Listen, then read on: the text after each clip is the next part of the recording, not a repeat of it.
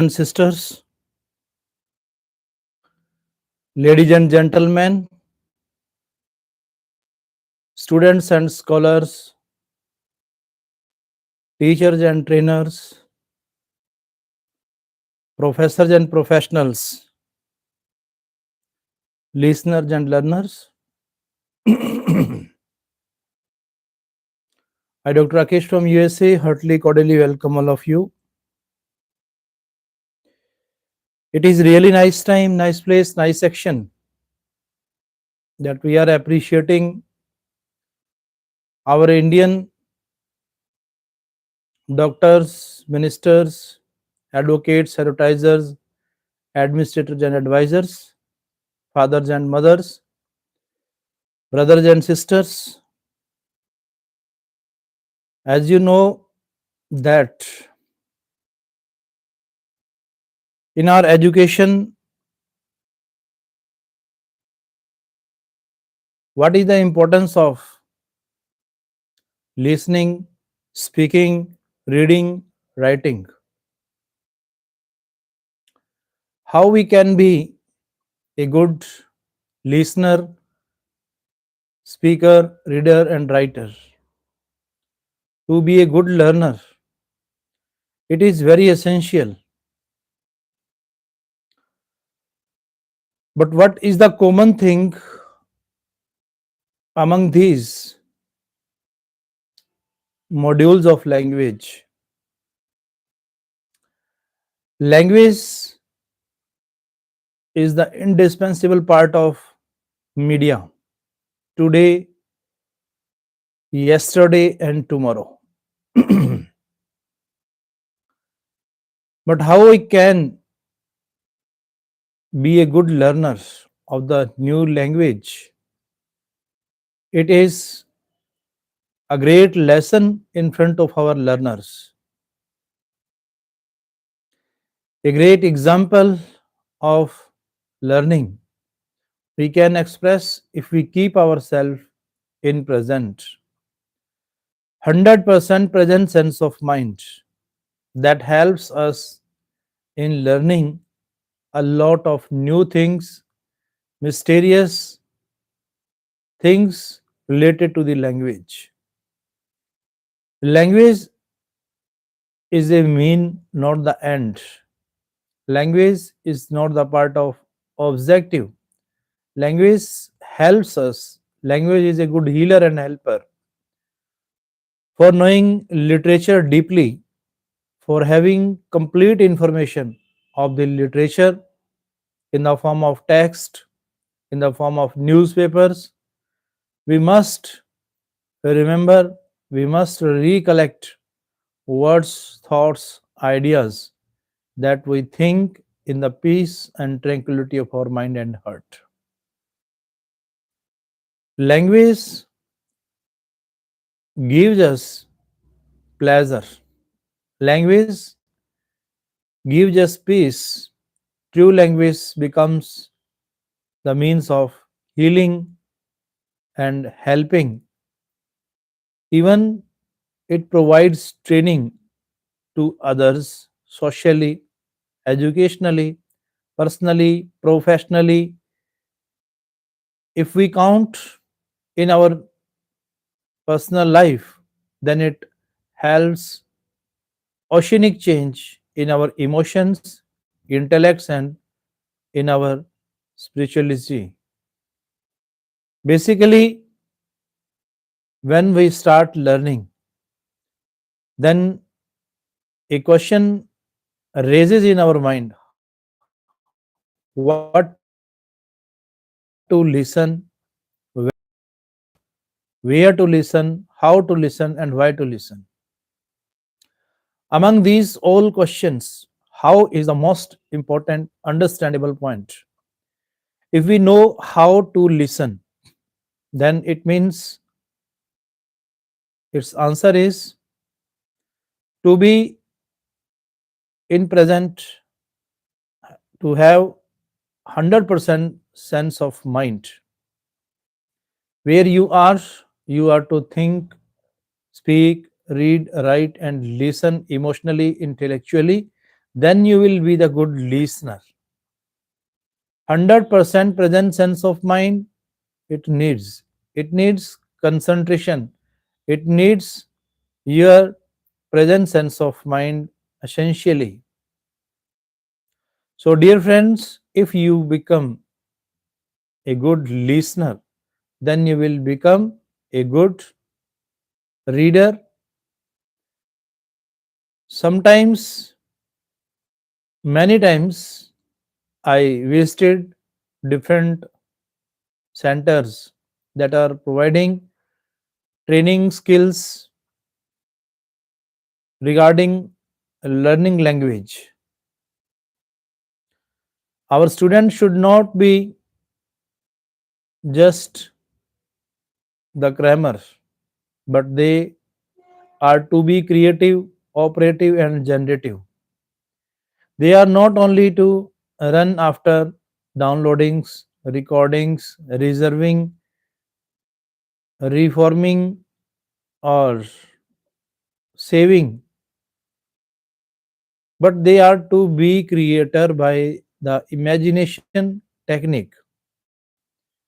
Undoubtedly, imitation helps them in learning a lot of things. Helps us in keeping our mind in present. But imitation is not the method of development of the language, development of our skills, manners, talents. For it, we are to be the good imaginator. How do we think while listening? Like, if we concentrate upon unlistened, unread, unspoken, unwritten,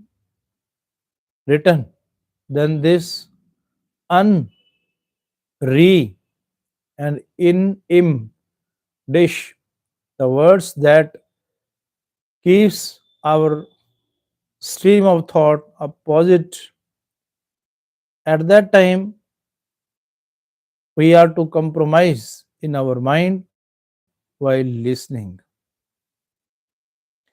Dear friends, if we are a good listener, then we will become a good speaker. Speaking and listening, these are well connected each other.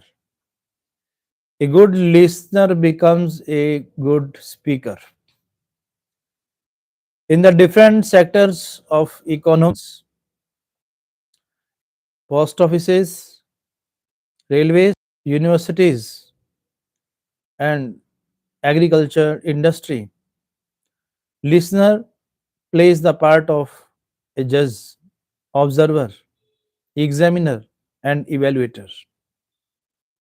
But a speaker plays the part of an advocate or lawyer because he is to be concentrate upon his words, upon the release of the energy from the mind while speaking.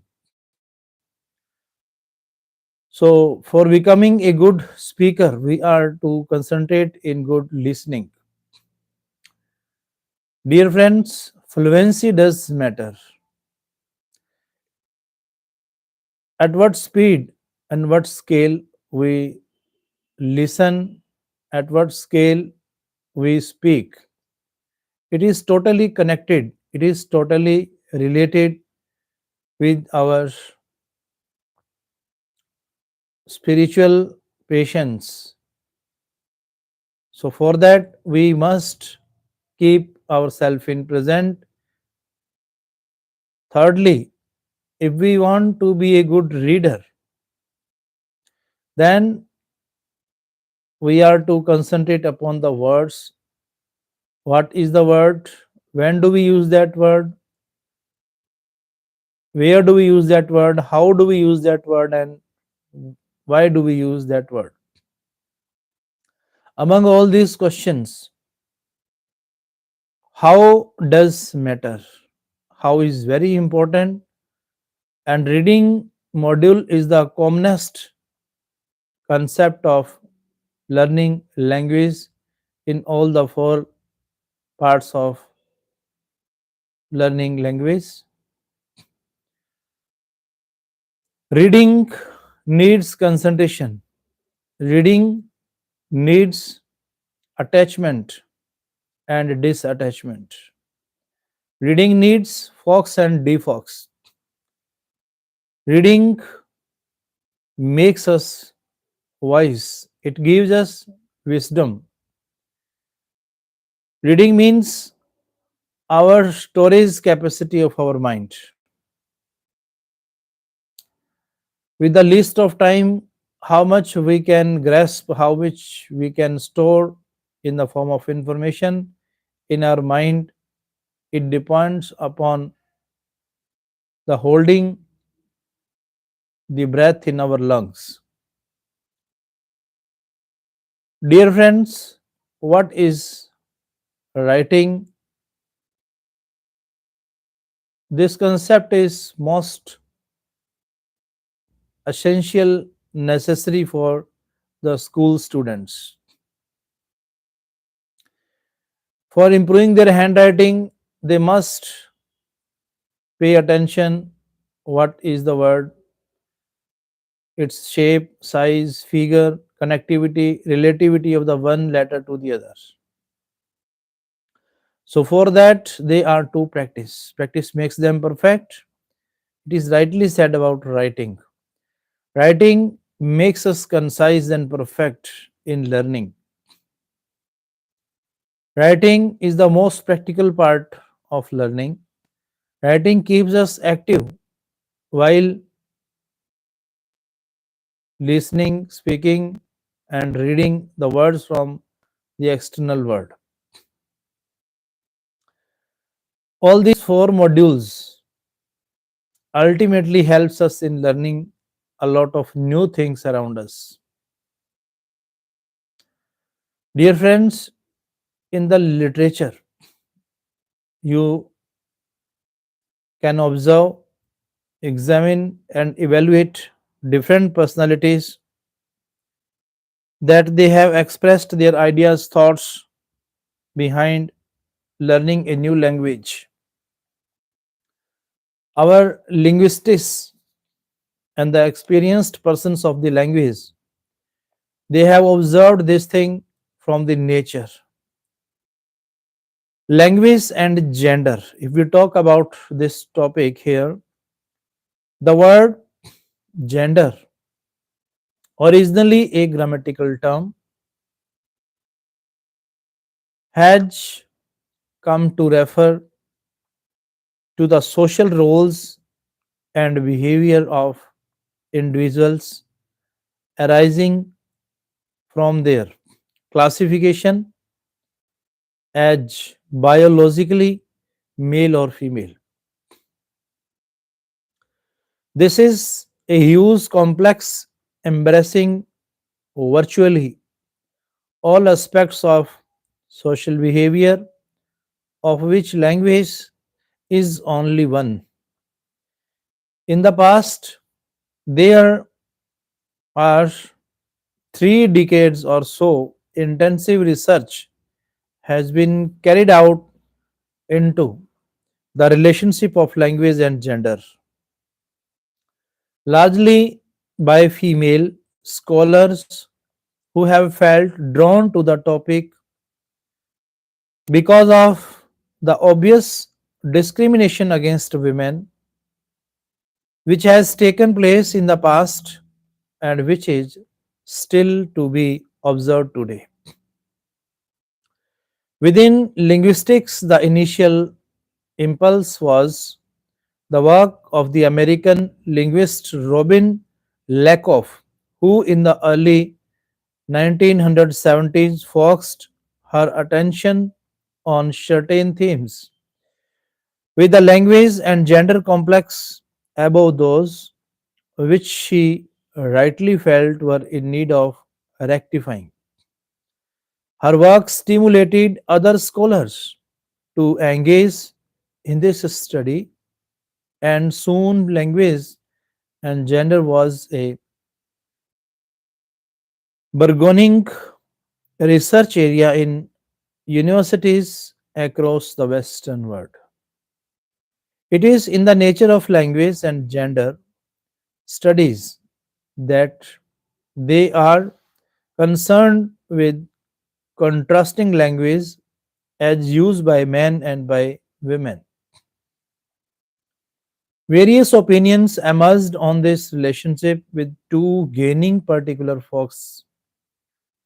One is the difference approach, which established that male and female language is dissimilar without attributing this to the nature of the social relationship between men and women. The other is the dominance approach, which saw language used by females and males as reflecting established relationship of social control of the latter over the former. With the maturation of research on language and gender, the simple difference dominance dichotomy was increasingly regarded as the unsatisfactory and insufficiently nuanced.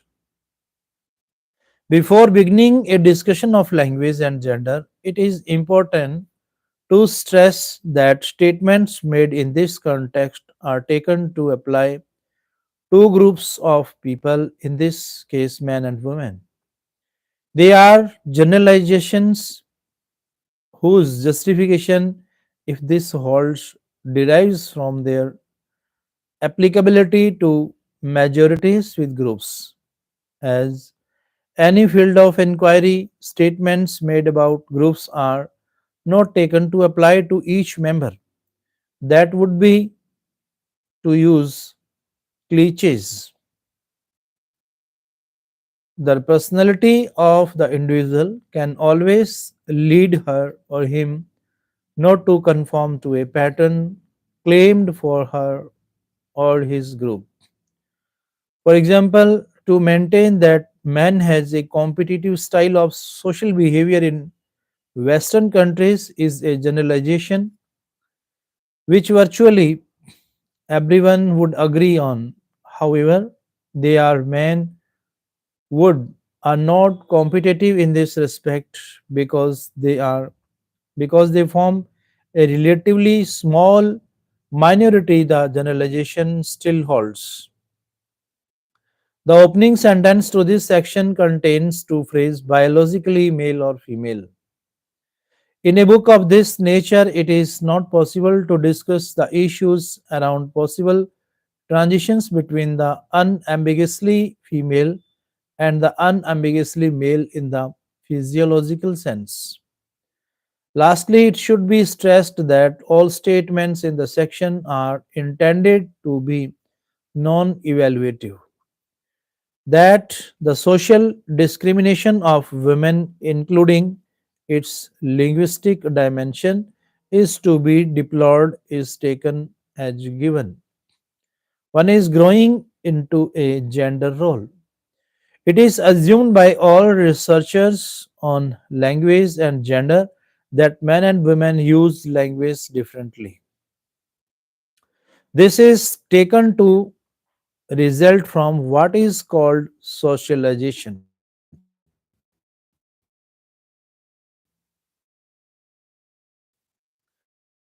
The growing into a society roles them among and lead them along paths full of preconceived opinions. The first act of generalization, the first act of genderization is the giving of names. Females and males are usually recognizably by their first names, although a few language names, that is Hillary, Christ, Pat, can apply to both genders. Infants are then treated as one gender or the other, though Occasionally, parents resist the allocation of gender to children if this does not match what they were wishing for. So much seems fairly innocuous, but the reinforcement of gender allocation can be destructive. Children comply to the role they are assigned.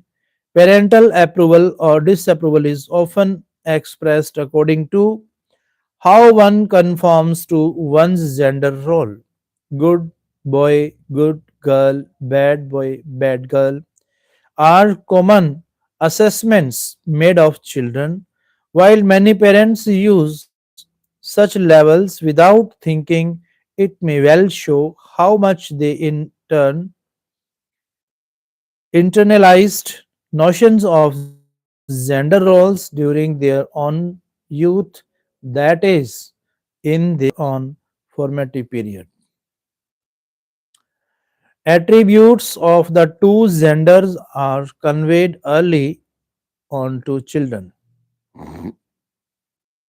These are There are essential differences between boys and girls, not just in external physiology, but in mental makeup. Reason is, for boys, while emotions are for girls, crying becomes increasingly unacceptable for boys who are supposed to come to terms with unpleasant situations in a rational manner. Girls are allowed displays of emotions, which is not a male thing, only in extreme circumstances. Girls can show feelings openly. Boys learn early on to hide fear and anxiety. There are of these slots for the genders. Diminutive formations are commonly used for girls, which stresses their lack of power and conversely their need for protection. For instance, there is girl and girlie, but no boy and boylie. Some levels seem to imply that one gender is particularly well adapted to the expected role. That is, the word lad is an approving term which refers to a boy who is clearly boyish in character.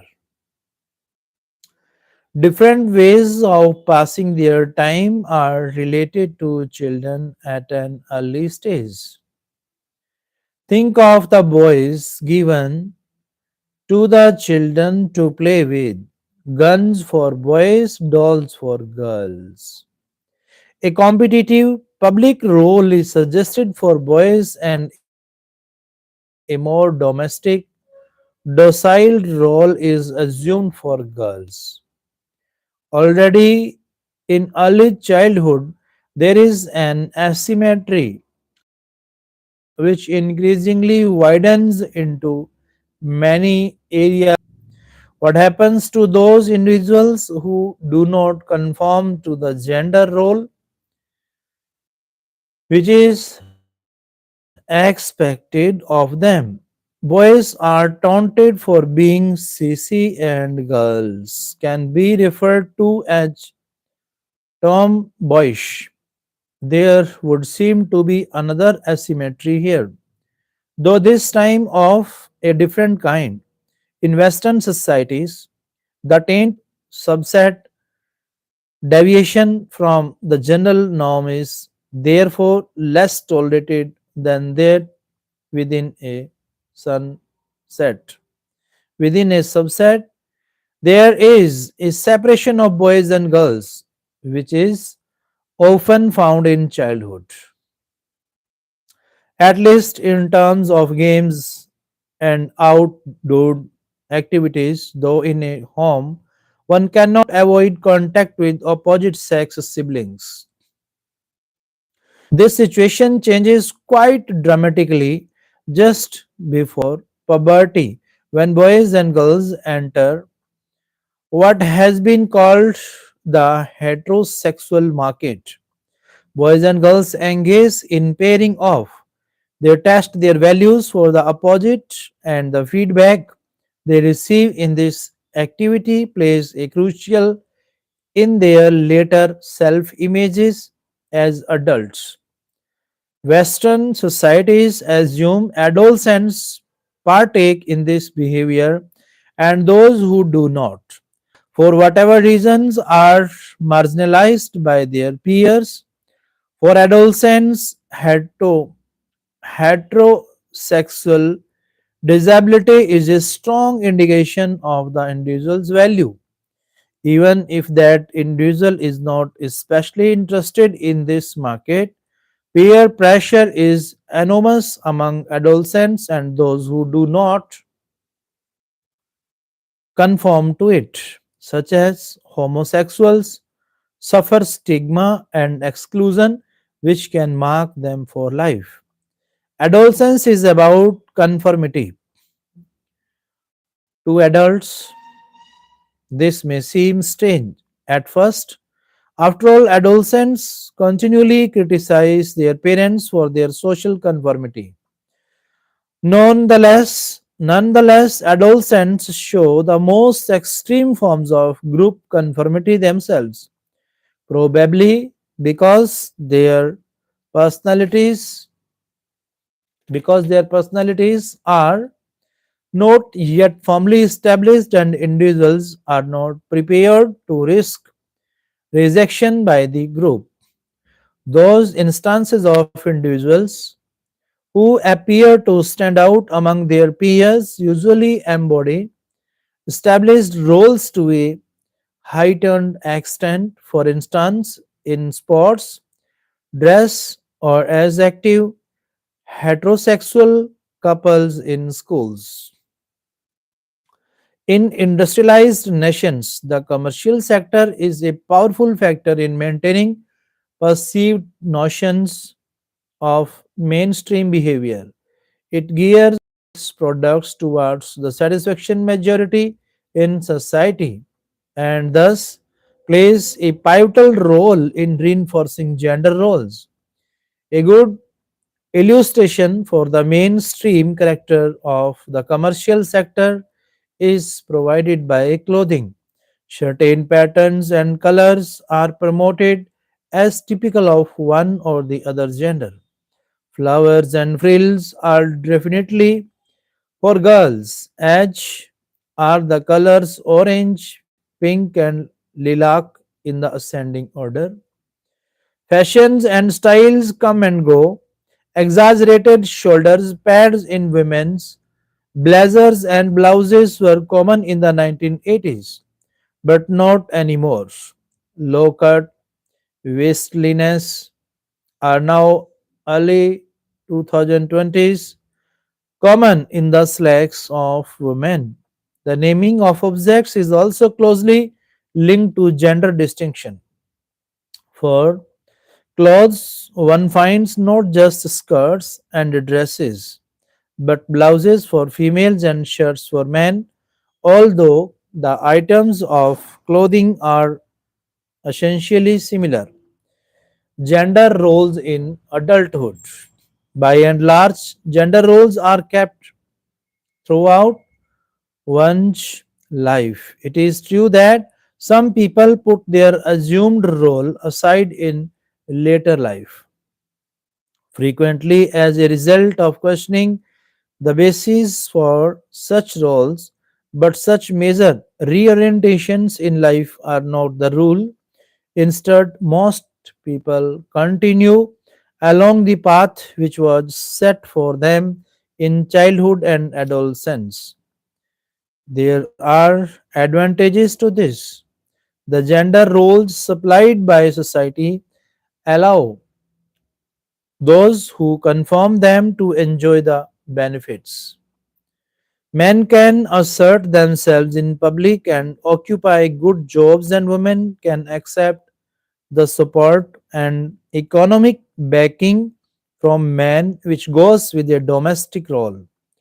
Such descriptions are close to stereotype, but they are accurate for large sections of Western sections or Western societies and many others as well.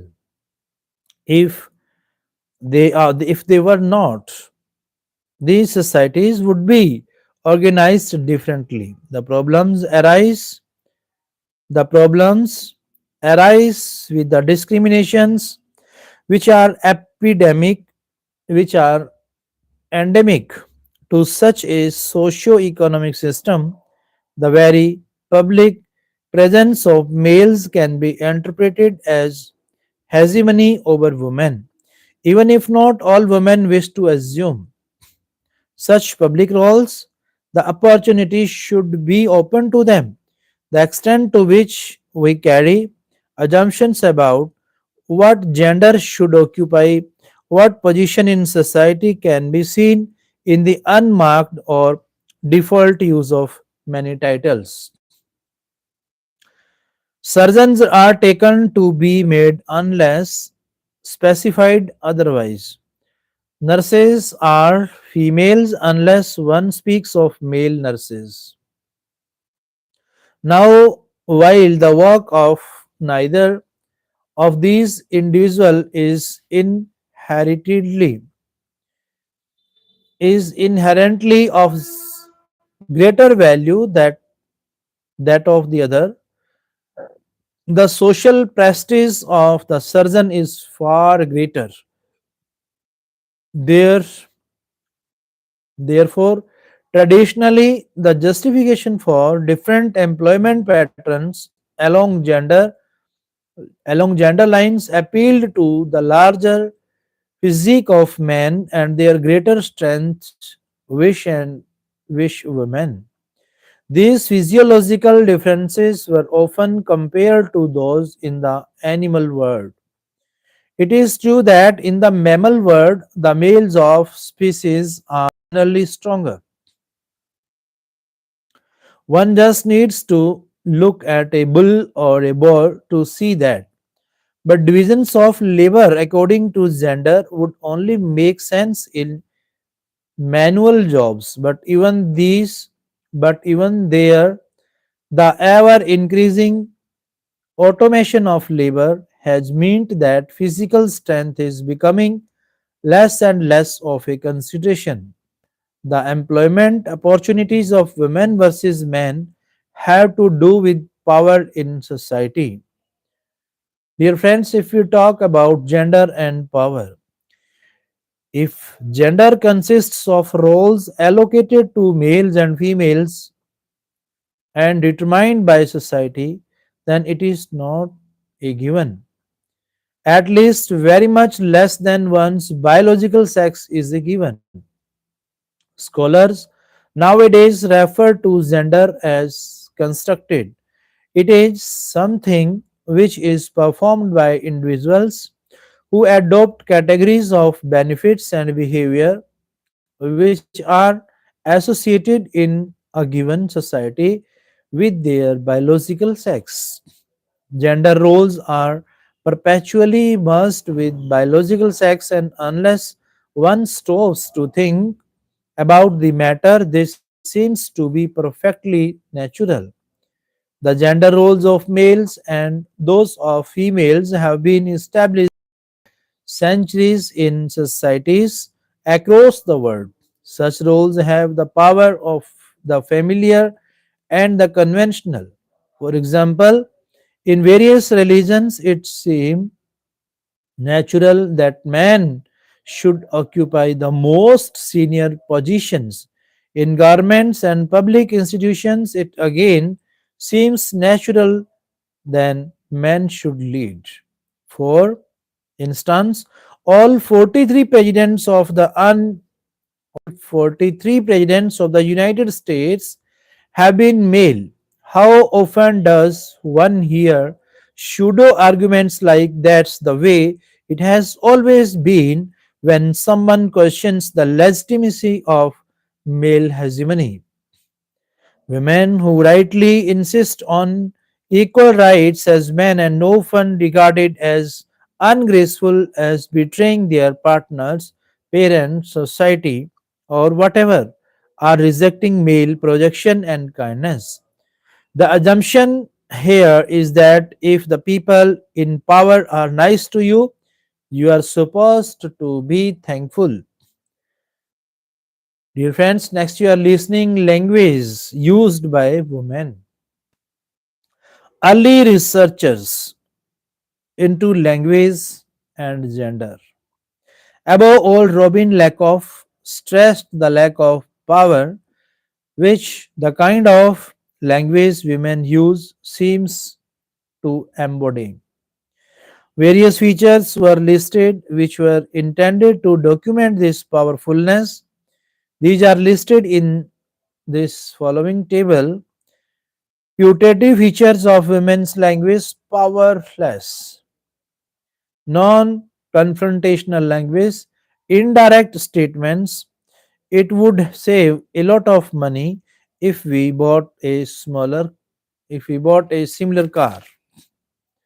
Language, literature, and education.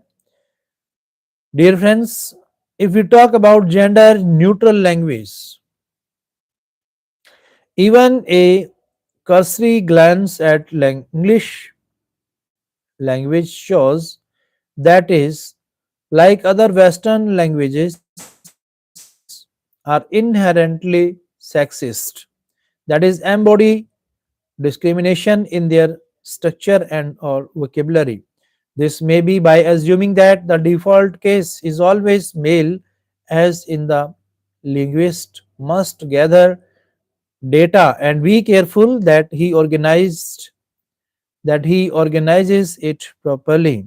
One could, when making a generic reference to the linguist or reader, assume that the individual is female and use she as pronoun. It is perfectly ununderstandable for female authors to do this. However, it may appear slightly irritating for male authors to do so. One could use pronominal references at will, but this may leave the reader wondering why she is used in one instance and he in the text. Apart from the issue of generic usage, language may be sexist in the labels sometimes used for women. Animal comparisons are common in metaphoric uses. That is, strong as an ox, meek as a lamb, sly as a fox, but many of these are also used derisively for women. For example, stupid cow, silly duck, awful bitch. A further type of sexism is found in expressions which stress women as object of sexual desire. That is, chick or peach, even the fairly innocuous, innocuous or innocuous honey has its origin in the association of women with sweetness. The converse of this situation is the use of special vocabulary to describe women who, because of age, are not regarded as sexually desirable, and hence viewed negatively by men. Consider such expressions as old hag. Other abusive labels for women with a sexual origin are also found, that is, cunt.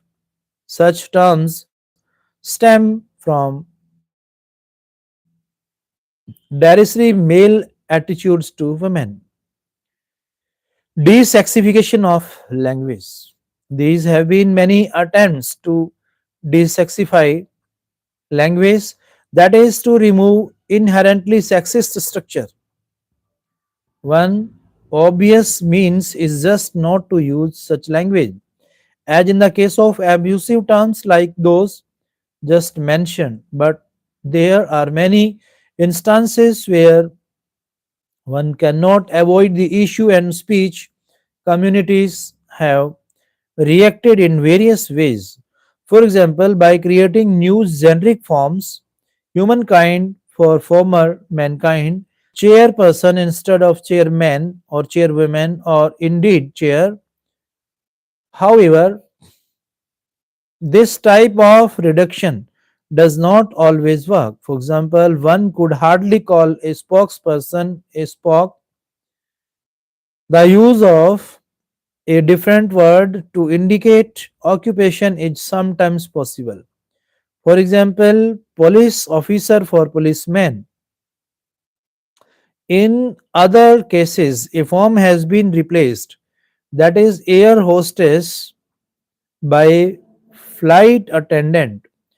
The goal of such creations is to arrive at a neutral level which can be used for either gender without highlighting this.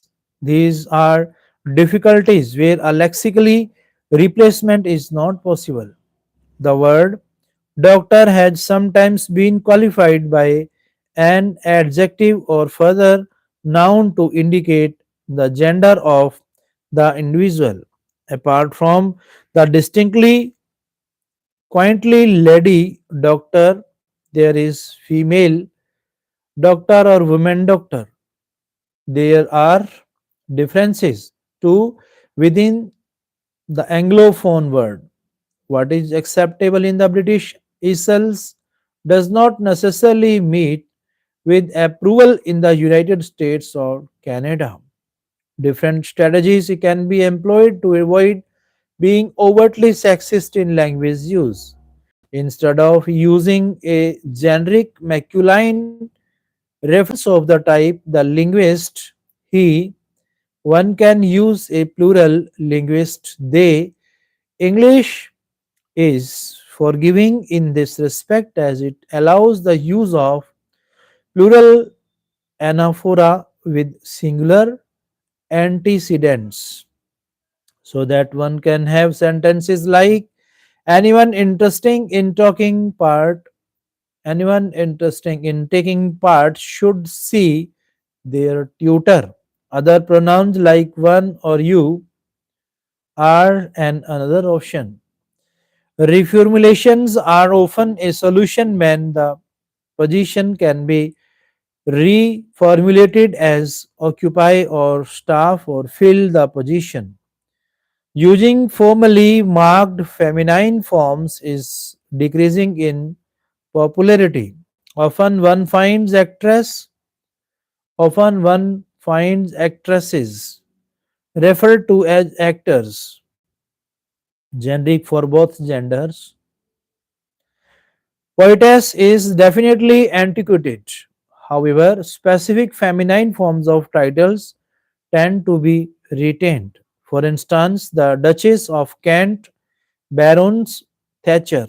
In the area of written address, English has had considerable problems, for instance, with the forms Mrs. and Miss, stressing the marital status of the woman but not of the man, and which are now rightly regarded as unacceptable. The use of MS shows some of the difficulties which attempts to desexify language. The success depends on whether the new form is accepted in the society in question. A new form can also back free, which is obviously not intended by its intenters or inventors. However, if official guidelines are adamant, as is for instances the case with MS for official correspondence in Britain, then individual resistance may give way to a general acceptance and the form may become neutral through constant consonant use. In current British English usage, it is also common to address people by simply using their first name and surname, avoiding the issue entirely. Finally, one should mention that some of the suggestions for desexifying language border on the comical because of the seeming sexist attitudes which are imputed to words which are not related to gender reference. For example, human does not contain the word man, nor does history mean his story. Indeed, with the normal initial stress of English, the elements man and story both have an indeterminate central vowel. This fact raises another issue which deserves more serious attention. Take the word postman. This does contain the element man meaning man, but is pronounced with a skua. That is the word. It is a moot point whether all speakers of English using the word think of that it consists morphologically of post and man.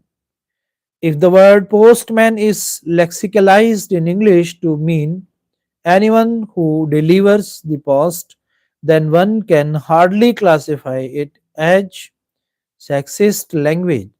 Nonetheless, if the conscious perception of some people is that the word is discriminatory, then one could change it in order not to offend sensitivities. Next, ultimately, we will sum up this chapter today with defining gender and language change. It was noted above that women tend to use more standard forms of language, but there is another valid observation which seems paradoxical in this light. When language change is taking place, then women seem to be the vanguard of such change. This can be illustrated clearly by considering change in present day. Dublin English, a new pronunciation of English, has been evolving in the past 15 or 20 years, which was probably triggered by dissociation from local Dublin English accents by fashionable individuals in the city enjoying the prosperity and status attendants on the recent economic boom in Ireland. There are number of features in the change, two of which are relevant to this discussion. The first is the diphthongations. The first is the diphthongization of the vowel is got, and the second is the retroflex realization of r. The got vowel has been developing a central starting point, very different from the back or low initial position for traditional Dublin English. Equally, the retrospects or can be seen as a movement away from the low rhoticity of conservative Dublin English. The figures below are from recordings made by the present author in the recent years. What is language? Explain the social function of language. Explain the impact of the other language on English. English as an international language. Dear friends, language, literature, and grammar, these are interconnected each other. Whenever we discuss such concepts, then word is the common concept among all the parts of English grammar. If we focus on the word, what is the word, when we use the word, where do we use the word, how do we use the word, and Why do we use the word? These things are applicable and that should be used consciously. So it helps a lot to become a good reader, writer, speaker, and listener. Dear friends, your presence is praiseworthy, admirable, and appreciable. All of you are watching today in national and international universities of language. Our scholars, those who are busy in doing research to do something better, nicer, finer, today they must go through the holy scriptures of this holy land, because in all the holy scriptures of this holy land we find originality, and by knowing the originality of the words, only in that case we can understand the true meaning of the word, that can help us in knowing the soul of the word emotionally, intellectually, and spiritually. I once again thank you, all of you. Thanks. Dhanyavad.